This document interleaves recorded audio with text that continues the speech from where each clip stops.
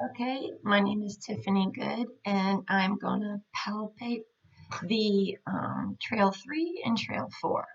So first we have Trail 3, and that's the springboard ledge. What we're going to do is I kind of have things already labeled. The green are for Trail 4, and the orange are for Trail 3. Anyways, the first one, which is A, is the acromion process. And to find that, I actually palpate and roll along my scapular ridge on the back to the acromion process that kind of comes out over the humerus. The next is B, right there, which is the clavicle. Clavicle is an S-shaped bone that connects from the acromioclavicular joint to which is right there, acromioclavicular joint. So acromioclavicular joint. And then you can feel kind of like the valley and the peak of your clavicle. And at the medial portion of the clavicle where it touches the manubrium, the sternum, you have your sternoclavicular joint, which you can feel with certain movements. Another landmark, which is D, is the coracoid process. That can be a little more difficult to find. Some find going over the back and feeling down underneath the clavicle. I'm just going to go how we were shown through videos in class. But I palpate and I follow the clavicle. When I get to that valley area, I go just about a finger length, or for me, it was a little bit more down. So I was almost like 1.5 finger lengths down for the coracoid process. And you can feel that when you do a flexion for your biceps muscle. You can feel that tendon pull a little bit. And then the last part of the Trail 3 is the deltoid tuberosity.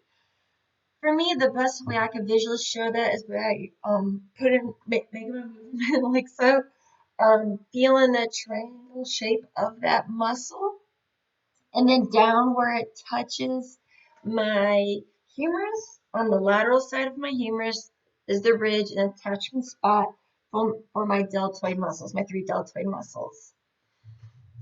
Trail 4, you only have to find 3.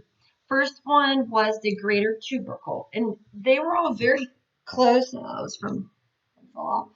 They're all very close, so it was a little tricky trying to get the sticky notes. I felt like it helped. Anyways, for the greater tubercle is the easiest one to find. It's good to start there, and that's on the front. And you can feel that as you rotate and turn your arm, even from a pronation to a supination position. You can feel it move a little bit. Well, you can't feel it move, actually. If you go just a little bit more laterally, you'll feel a dip. And that's the intertubercular groove. And you'll feel that right laterally of the greater tubercle. After that, continue laterally, and you will find the lesser tubercle, which you might have to put a little bit more pressure to feel. So you just want to kind of palpate with just a little bit more pressure. So we have the lesser tubercle. We have our groove in the front, the easiest one to find, greater tubercle. We have the acromion, which I found going across the spine of my scapula. The clavicle, which is the S-shaped bone that connects to manubrium, where we have the sternoclavicular joint. And then when you follow that S bone, the clavicle, you get the acromion clavicular, which is right there. See, it's that little gap you feel between the acromion and the clavicle.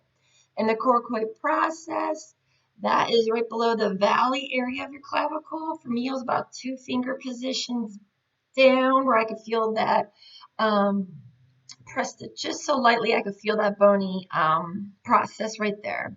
Deltoid tuberosity is where the 3 deltoids come together at like a triangle formation. and they attach to the lateral side of your humerus. Thank you.